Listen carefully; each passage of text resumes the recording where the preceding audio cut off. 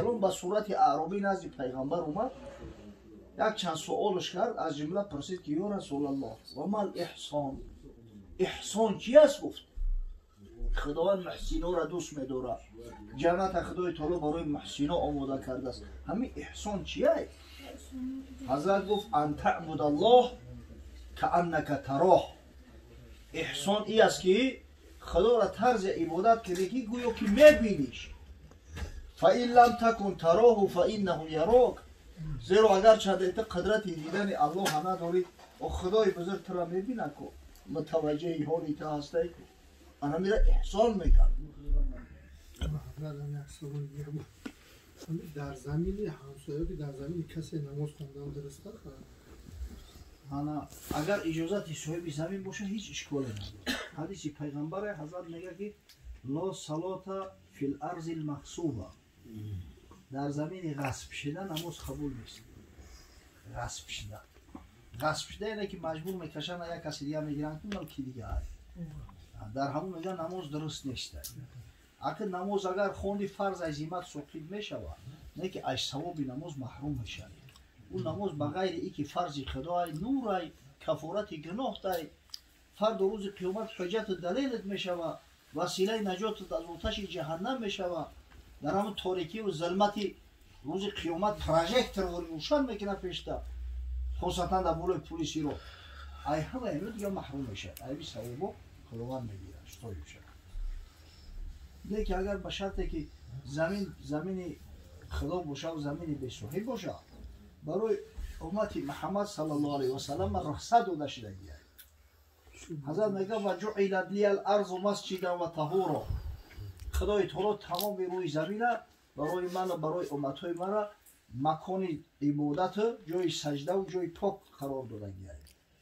فایما رجل من امتی ادرکته الصلاه فلیصلی.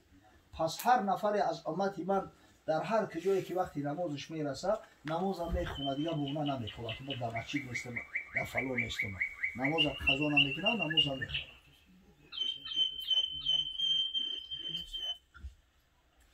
لبای در عشق خدا دیو همین طایفه مردم در جامعه همیشه بدن هستند، انشالله تو روز قیامت میمونند.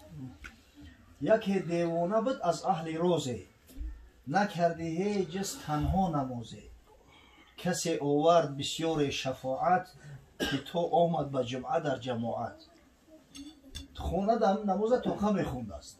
بعد همسایش پیش میاد که خونه بود. پیغمبر خدا صلی الله علیه و سلم تاکید کرده است صلاة الجماعت تفضل صلاة الفرد ب25 درجه و فی روایت ب27 درجه.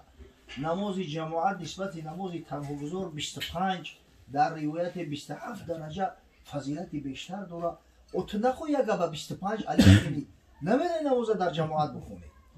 بعد روز جمعه کشید و وردش با مسجد در صف ایستاده است. امام القیصه چون برداشت آواز، همه دیوانه عصیان کرد آواز. همه امام قرائت شروع کرد و این دیوانه خدا با عصا در اومد، ننگی گواری با عصا میکنه. یکی بعد از نماز از وی بپرسید که جان در نماز از حق نترسی که بانگی گو کردی بر سری جمع، سرت باید بریدن چون سری شب. همون پهلوگیش بود که خونه سوخته در خونه خدا، تو ای خدا شرم نمیداری؟ بالفرض ای مردم شرم نداری؟ ای خدا شرم نمیداری؟ گواری با عصا کردی تو بدبخت کلت ببری مگر با حق نمیخواد. چون این گفتو امامم مقتدا بود، برو هم اقتدای من روا بود. چه در الحمد گوه میخرید او زیمن هم بانگی گوه میشنید. ای مرده که خوب بوهنگ او را او گوارید کردن با مچته آوردن. من گفتم اقتدا کردم به امام حاضر ایستاده. اوی خونه سوخته امام گوه خرید رفت چکو کنم. چه او را پیشوا کردم به هر چیز، هر آن چون میکند من میکنم نیست.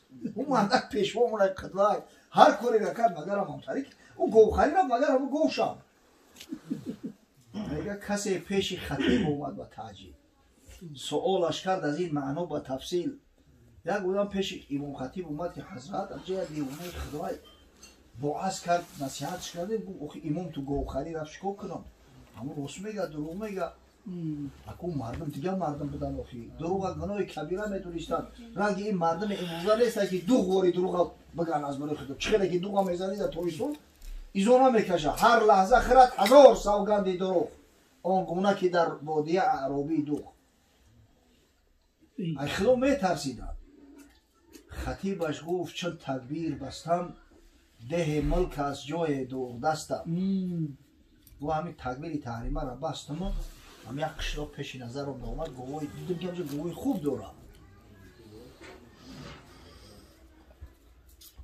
ده ملک از جای دور دستم چه در الحمد خوندن کردم آغاز به خاطر اندر آمد گوی ده باز ندارم گوی میخریدم هم در ذهن اومد که گو ندارم بعد این نماز این شلو میرم هم قشلاق یک گو میخرم یا گوی شیرته ندارم گوی میخریدم که از پس بانگی گاوی رو شنیدم همون با از تخدم شنیدم که مرده که جا میرایت امامی بیشتر در سرت بگی اوخی تایی اولیاء الله باشن یا تنینتا اگه جا هر کس جرعت میکنه که پیش بدوید پیش اومدن از برای خدا همه امام علی زین العابدین میگه در همین نماز وقتی که خویی بشیده است لرزش میگرفته است رنگ روش زرد میشیده میترسید لوش کبود من میگه حضرت چی ترس داری؟ برای چی ترشیدی؟ نه بچه میگه در پیش پروردگار ایستاده یا یه حکیم فیروز میگه تلخت میکنه تو میفهمی مسئله چیه که لرزت میگیره در حضور خداوند ایستادم پویا این پروردگاری بزرگ عبادت من قبول میکنه نمیکنه هر دو روز قیامت احوالی من چی میشه اگر چند من الله همه میبینم الله میبینم کو ملتفتی تمامی کار و رفتار من هسته کو حضرت جبریل علیه السلام به صورت اعرابی نزد پیغمبر اومد یک چند سوالش کرد از جمله پرسید که یا رسول الله و ما الاحسان احسان چی است گفت خداوند محسینا را دوست می‌داره جنت خدای تعالی برای محسینا آماده کرده است همین احسان چیه حضرت گفت ان تعبد الله کانک تراه احسان ای است که خدا را طرز عبادت کنی که گویا که می‌بینیش فَإِن لَمْ تَكُنْ تَرَاهُ فَإِنَّهُ يَرَاكَ زیرا اگر چند قدرت دیدن الله نداری و خدای بزرگ تو را میبینه که متوجه حالی تو هستی که انا میره احسان میکنه آدمی که به احسان نماز بخونه شوخی و هزل در یادش میزنه آدمی که به احسان نماز بخونه پروا نداره که در پهلوش کی نماز میخونه چی کار رفته است همه ایش یادش به نماز میشه آدمی که به احسان نماز بخونه ای خدا نمیترسه که سبحان الله تجوید نمیدونه خواهیدهای نماز نمیدونه لغت کده پیش در اومده ای به خدا